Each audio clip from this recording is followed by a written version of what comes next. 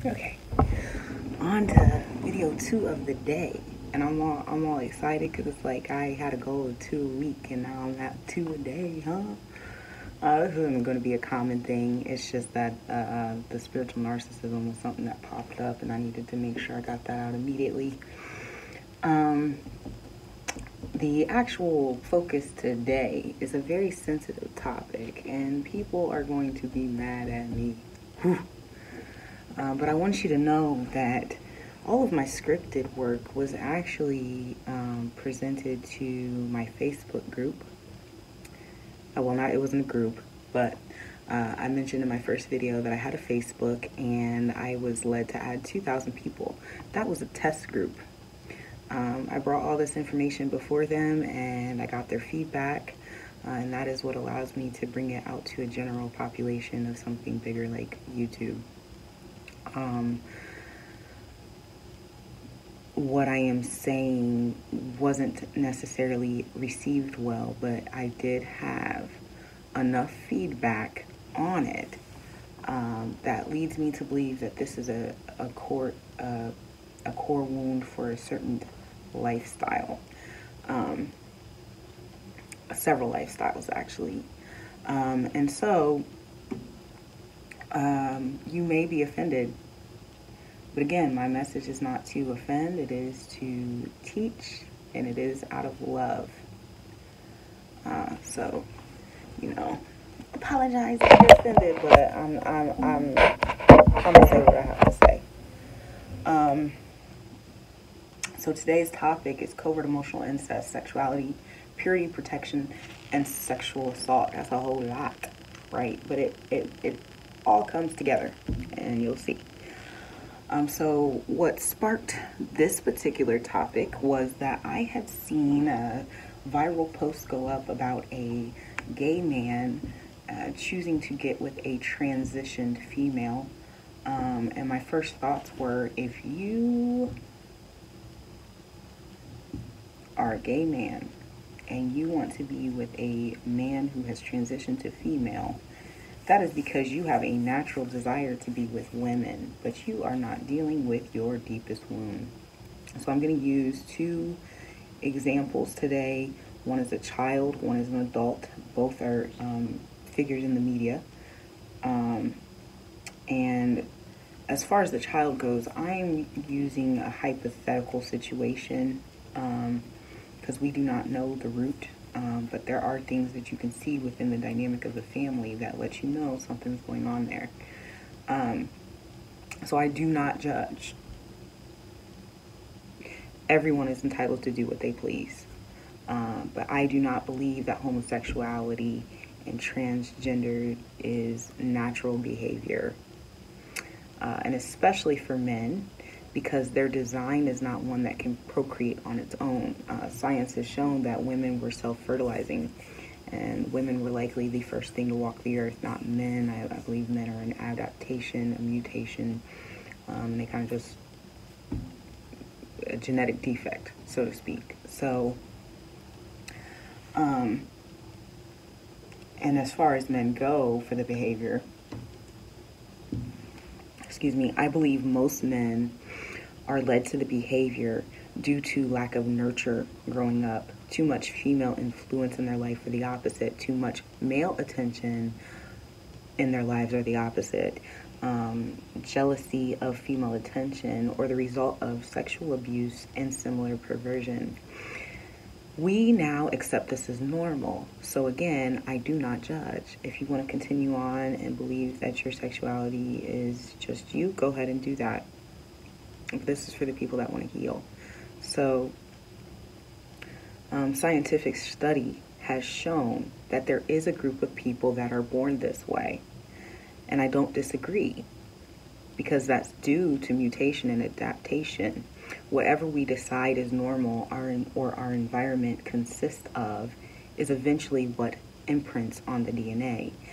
This is even where Caucasian people come from, mutation and adaptation. There are not enough people walking the earth, though, to say that they were born transgendered or they were born homosexual. So, where did it come from? Here's my belief. So, I mentioned Zaya and Dwayne Wade are an example of a covert emotional incest. I can't tell where he is, if he's the favored child or the left out child. Excuse me, he would like to be referred to as she.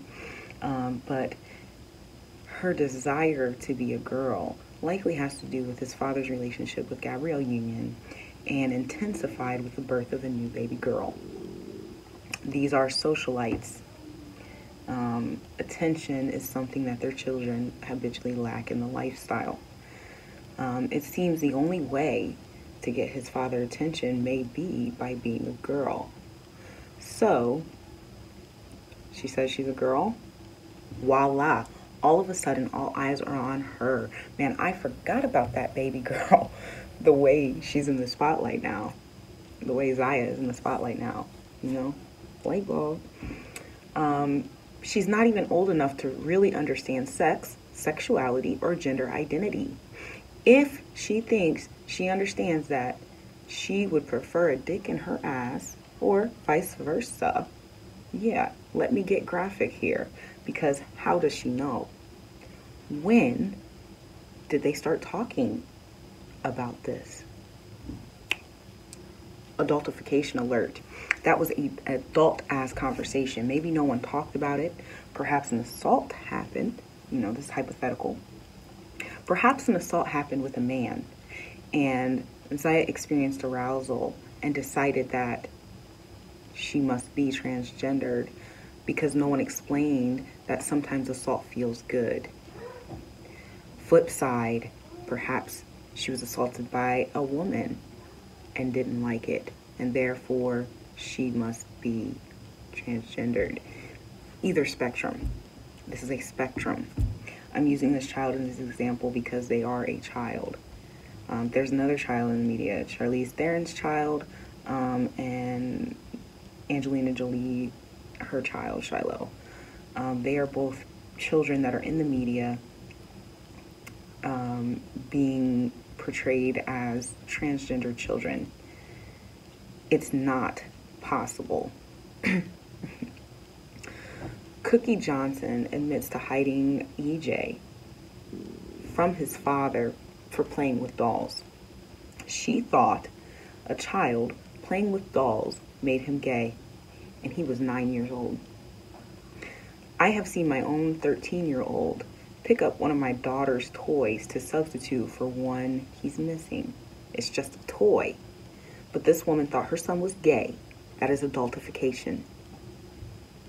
Children do not have sexuality. Children only have gender. She sheltered EJ from his father, and voila, a gay man. EJ is a result of an emotional enmeshment.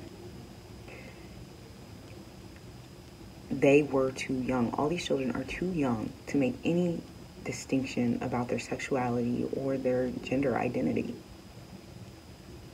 And this is a common mistake of parents these days. You know, my 3-year-old, this is a segue from what I wrote, because it's important. A boy can be a feminine energy. It does not mean that he is a homosexual. My 3-year-old is a feminine energy. He is 60% feminine energy, 40% masculine energy. So he will do things. When he sees me paint my nails, now understand, me and my child are actually living in an enmeshment. I do not have like physical relationships with adults. I have a lot of long distance friends, but I do not have a physical adult friend. So my companion on a day-to-day, in and out, is my son. And he will see me do things. He'll see me paint my nails. He'll see me do my hair, and he wants to do those things also. He is a feminine energy. He watches, his favorite TV show is Superhero Girls. He watches Ladybug. That is what he gravitates to, but it does not mean that he is a homosexual. He wants to paint his nails. And I do. I paint his toenails clear, okay? Because he is enmeshed with a woman. he is getting too much female attention. So therefore he gravitates toward female things. It doesn't mean that he's a homosexual. It doesn't mean that he's a little girl trapped in a boy's body.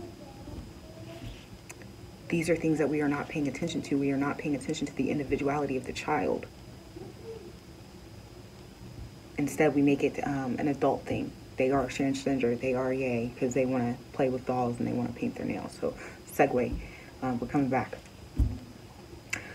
A parent allowing a child to transition is pure adultification.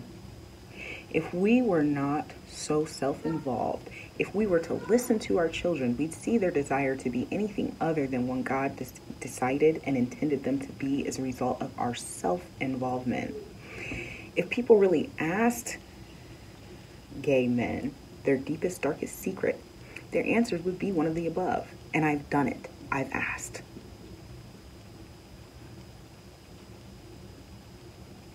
I had a man tell me that he got tired of explaining himself. He was being assaulted as a child. His mother did not pay attention. And he went ahead and he went and decided that he was gay. But the reason that he was brought to my attention is because he was posting on Facebook that he wanted to see what being with a woman was like. He had never even done it as a result of being assaulted as a child. You see what we are doing to our society. And he wasn't the first or last homosexual man to tell me this. I had a test group, so I know I'm onto something. I'm sorry if you're offended. You're only offended because you are not digging within and you refuse to face that shadow. You're refusing to face your deepest wound. You're refusing to view your dark night of the soul.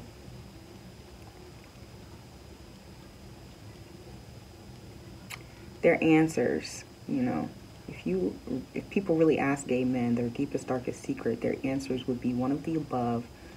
Not that they were born like this. I have met my fair share. No one has ever said that they were born like this. I won't put them on blast, but in order to get down to the bottom of it, men would have to share their feelings, which is a need. They would have to heal. Covert emotional incest causes a victim to feel they are unable to share their deepest core feelings, and this neglect, as a result, they may not even be able to express their true sexual needs as well. The proof of that is their inability to function. The vast majority of trans community resorts to becoming sex workers. Have you ever looked at those statistics?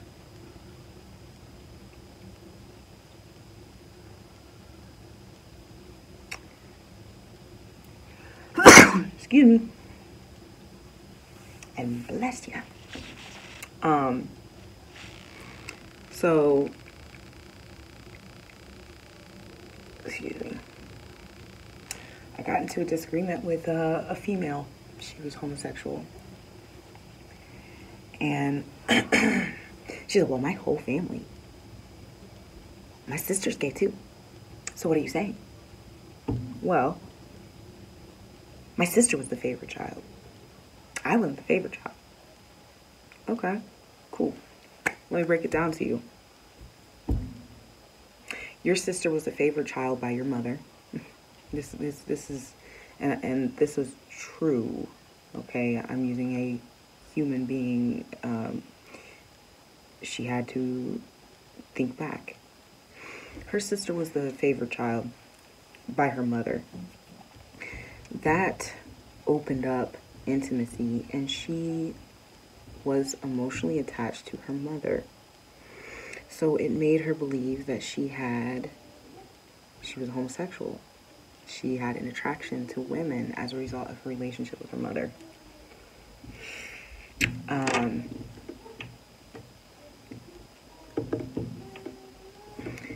Because that child received so much attention, and when she finally came out, she received so much attention, the left out sibling goes, aha, this is how I get their attention. Let me come out and I'm gay too.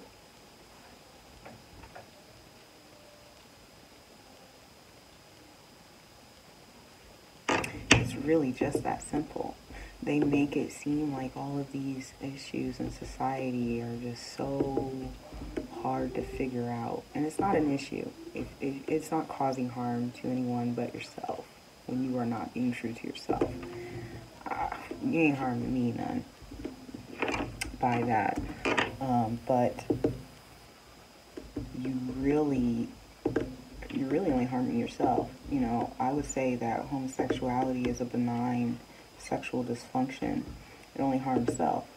I don't know a single male that, you know, yeah, anal sex is pleasurable to a degree, but it requires pain. You're causing yourself harm. You're mutilating yourself. So it's more of a self-harming, benign sexual dysfunction, whereas on the flip side, you have something, you know, people who end up being pedophiles. That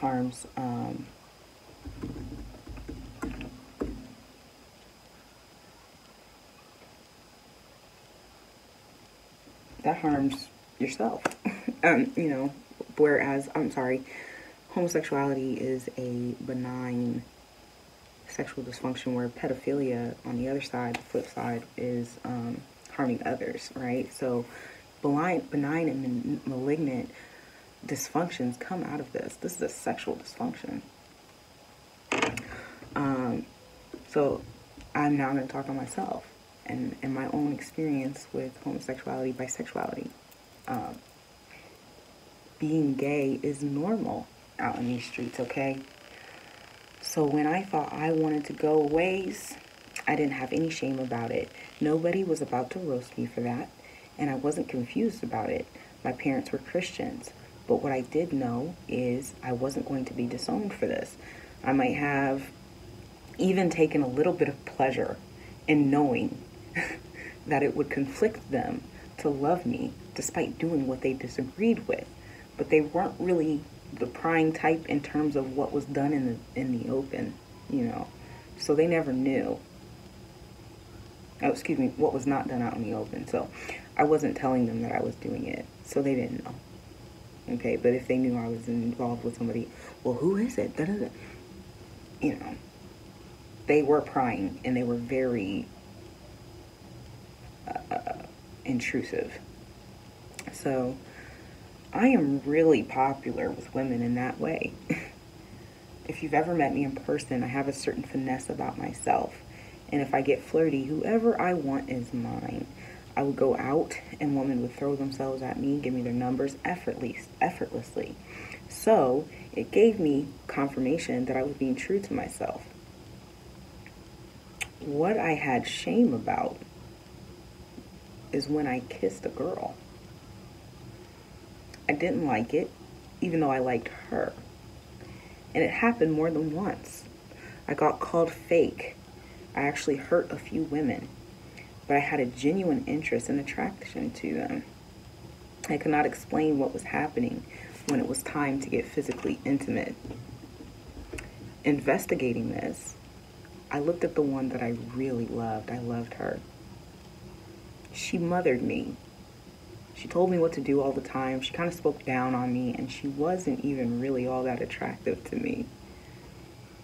I picked someone that I was used to, in theory. I picked someone like my mom. Remember, for a long time I didn't think that my mom liked me. So I subconsciously was choosing women that reminded me of her. They were always really grandiose, really well dressed, and superficial.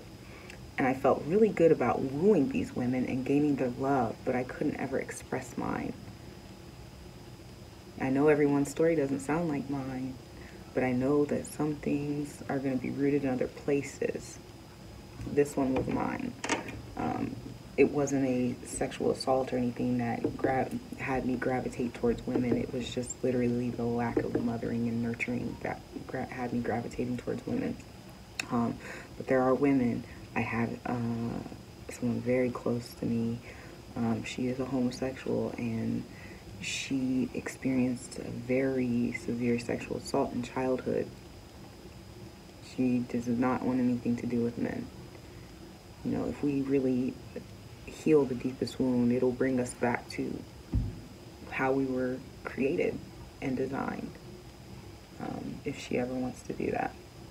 So, purity, protection, and sexual assault.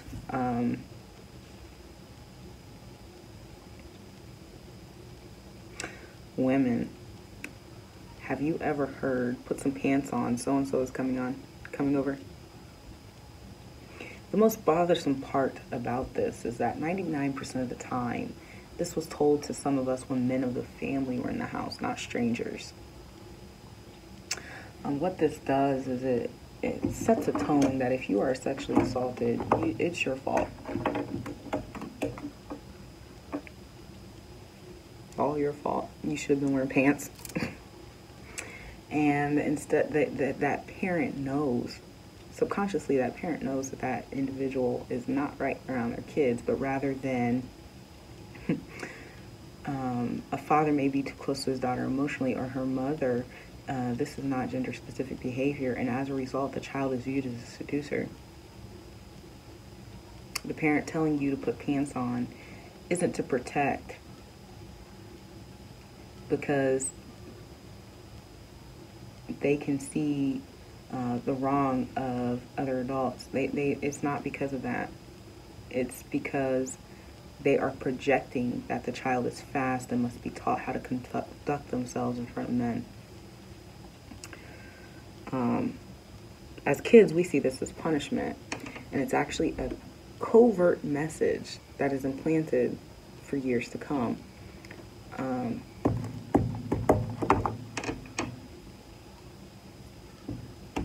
A playboy or a hoe is rooted in covert emotional incest. And this is how. She must be, if she's not covered up, if she's not doing certain things, this is how. Because a child will be assaulted and they will immediately take and internalize it that it's their fault. And they will go on to self-abuse by way of their sexuality. Me, I got another story, because all of this, I've experienced it to the farthest extreme. So I've gone to every end of the outcomes. I was very promiscuous. And the result of that, the cause of that, I was sexually assaulted as a 14-year-old girl in a football game. When the boys approached me, I did not know what they were asking for. I didn't know. The purity protection. I mentioned in another video that I did not do any sexual education classes. And sex was not something that we spoke of in our house.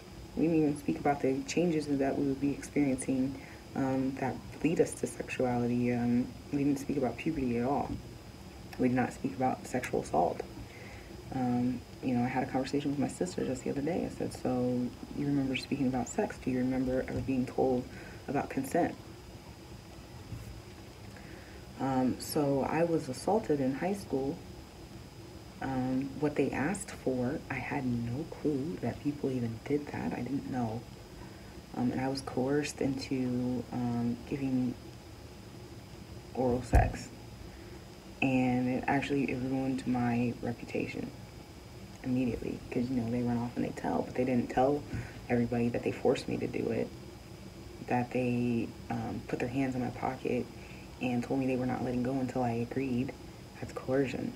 They didn't tell anybody that, and I went ahead and I internalized everything. I didn't tell my parents. As a matter of fact, my parents found out via rumor, and I wasn't even given the opportunity to say that it wasn't anything I wanted. I was immediately told I was a whore. Immediately. But how, when you never gave me any information to protect myself? you know, and a lot of, especially in the black community, it's never talked about. And then as soon as you do it, you're a whore. Okay, you have to get, that's purity protection that they do, and it actually backfires. Because without the knowledge to protect yourself, you are a sitting duck. So because of the sexual assault that happened, you know, I was branded a hoe, and for many, many years, you know, I tried to get away from that, but that's one of the hardest things, labels to remove from yourself. Anytime you have sex with someone, you're like second guessing yourself, and you know, they know your history, they've heard about you, and they are not going to treat you with any type of respect. So it was very hard for me to remove myself. I'm 32 years old. There's still people that talk about it.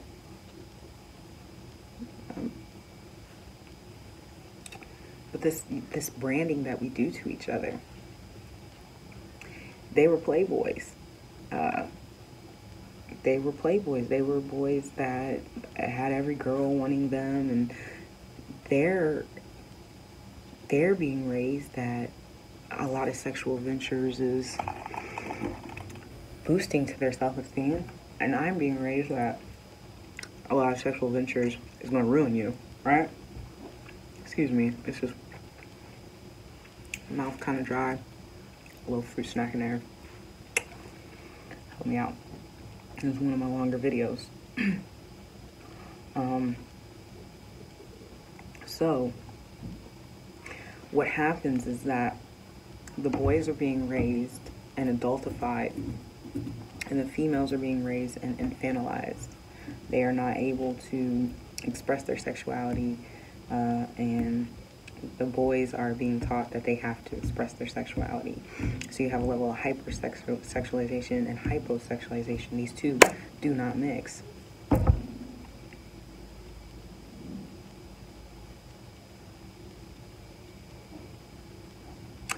So,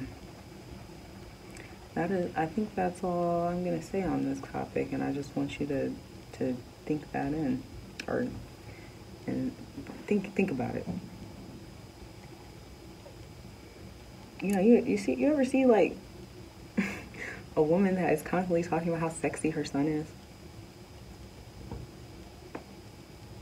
For boys, it's really bad. Like, my dad never called me sexy or anything, but he would just tell me how beautiful I was all the time. But when women do it to their sons, it's really nasty. I knew a guy, every time he ever said anything, there's my sexy son, my sexy son. Women do it to their daughters too. A way to do that would be see the children that they put in really adult outfits. This is hypersexualization. This is the root of sexual dysfunction. This is the person. I know. Hold on, give me a second. There is a type of narcissist called a cerebral narcissist. And they actually find sex to be gross, you know. This is the root right here.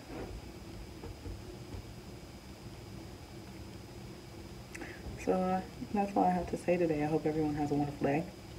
New moon in Aquarius, I believe.